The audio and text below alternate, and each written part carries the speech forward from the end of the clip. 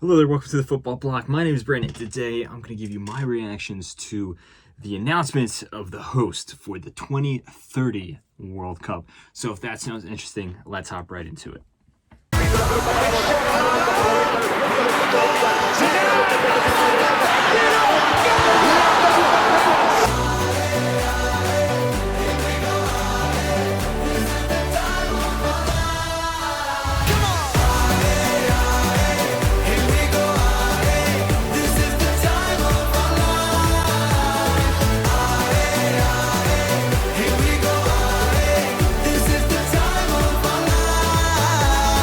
So the hosts have been officially announced for the 2030 World Cup, and it's an interesting one.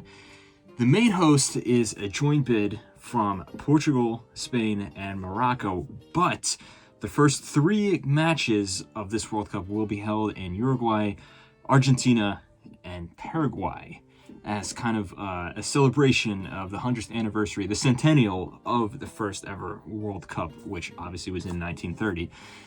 Now, I have some mixed thoughts on this. Obviously, I'm not going to turn down a World Cup in Portugal and Spain as well. I think that's pretty cool.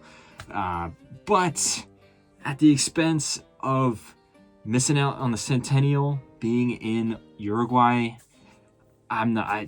Ever since we started getting closer and closer to 2030, I thought that it was near guaranteed that Uruguay would host the 2030 World Cup because, it's just tradition. Uruguay hosted the first ever World Cup 100 years later. They should be able to host this World Cup. Now, I completely understand from a logistical point of view why Uruguay as a singular country can't host the 2030 World Cup, especially now with 48 teams. Back in 1930, it was 13 teams.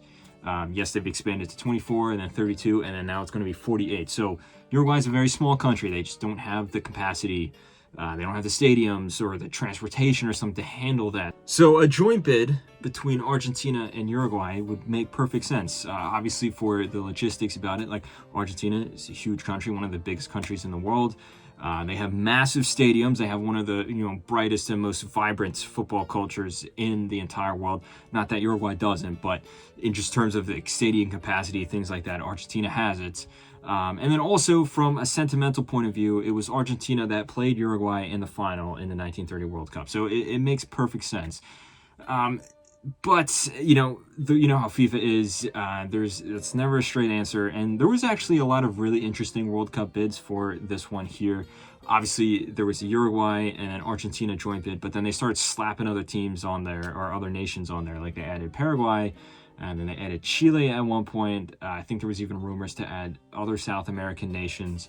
And then that's really controversial within itself. I think part of the reason why Argentina probably wasn't chosen is the last time they were supposed to host some certain huge events in the footballing world. They've kind of failed. They've kind of bottled it. The first one was the Copa Libertadores final in 2018 between River Plate and Boca.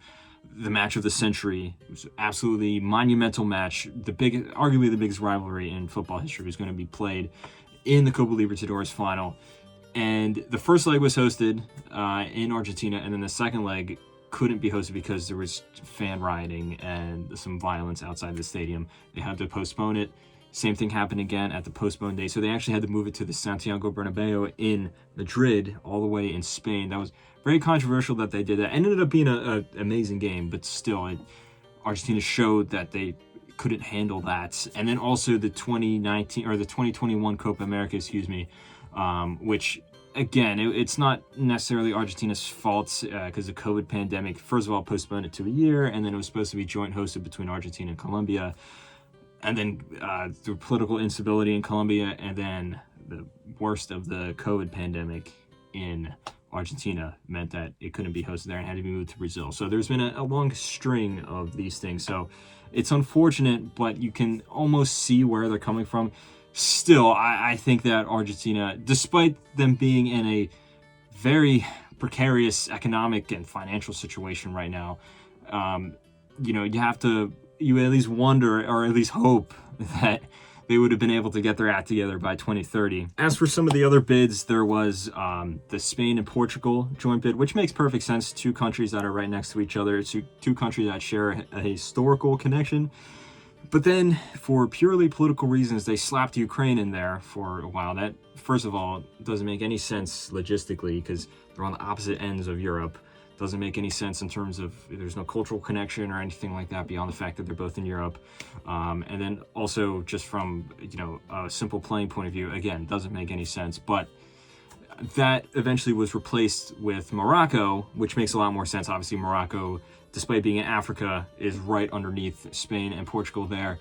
And then Morocco has been desperate to host the World Cup for the past 20 years. They actually had their own singular bid, but then they combined with Spain and Portugal. There's a few other really interesting ones. There was a British Isles, I believe, one that was supposed to be, all the countries in the UK plus Ireland. That one was kind of scrapped pretty early on because they're hoping to do that for Euros in the future. There was also a Balkan World Cup bid where it was supposed to be Serbia and Romania and Bulgaria and I think one or two other countries. That fell away pretty soon as well. And then one of the interesting ones, it was supposed to be a tri-continental World Cup with Saudi Arabia, Egypt, and Greece. So it would have crossed 3 separate continents. And then it would have had this, cultural significance of these ancient civilizations, the ancient Greeks, the ancient Egyptians, stuff like that, which is kind of a cool idea. Logistically, I don't really know if it makes a lot of sense. These countries are, despite being in somewhat of a similar region, they're not necessarily bordering each other or anything like that. Travel would have been really very tough there. But the Saudis were pushing really hard for that, of course, pumping all the money into their own league and then having the representatives of the league promote this World Cup. And then with this bid in South America and Europe for 2030, Giovanni Infantino, the president of FIFA, did confirm that the 2034 World Cup will be in Asia. It's basically guaranteeing that it's going to be in Saudi Arabia to some capacity there. And there was a bunch of other ones that were floated around, but when it came down to it, the only serious ones, I think, was the one with the Tri-Continental World Cup bid, as well as the South America one, and then the, I guess you can call it the Iberian bid. Now we got sort of a combination of the South America and Iberian bid, but it's still mostly going to be in Iberia. And here's my thing. I think that when you host the World Cup, it's almost a window into your own culture as a country of the host nation, not just from a footballing point of view, but from just a general cultural and historical point of view as well. That's what made, say the World Cup in Brazil was super cool because, everyone, their attention was on Brazil. People were looking at Brazilian history, Brazilian society, and then also looking more into Brazilian soccer. There was a resurgence in Western, at least specifically British soccer historians looking into British or Brazilian soccer because of the World Cup there. Similar story happens with like South Africa or say South Korea and Japan, and even Qatar. Not specifically Qatar because they're they don't really have the most illustrious football history, but it opened up this idea of football in the Middle East, in Arab nations, in the Arab world, for example. Here, we have Uruguay, Argentina, and Paraguay all the way over here. And then Spain, Portugal, Morocco, all the way over here. There's not really much of a cultural connection there. It's such a wide-reaching region. You can maybe argue it's the legacy of the Spanish Empire or something like that. But then, you had Portugal in there. But then, so maybe it's an Iberian Empire. But then there's not really any representatives of the Portuguese Empire.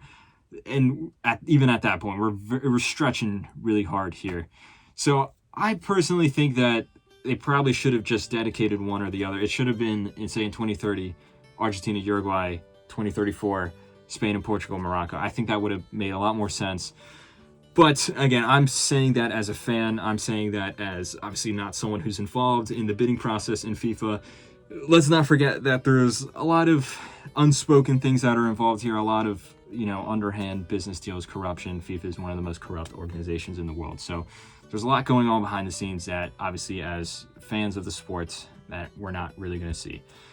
So let me know all your thoughts in the comments below. What are your thoughts on this bid, this World Cup hosting project? Do you think that it should have been all in South America? Do you think that we should forget about the centennial and just have it all in Spain, Portugal, and Morocco? What do you think of this idea of the World Cup being a window into looking into this host nation's history and culture? Do you think that really matters at all? Let me know all your thoughts in the comments below. Don't forget to like, comment, and subscribe, to share this video with a friend. But anyway, guys, my name is Brandon. I hope you guys have a nice rest of your night.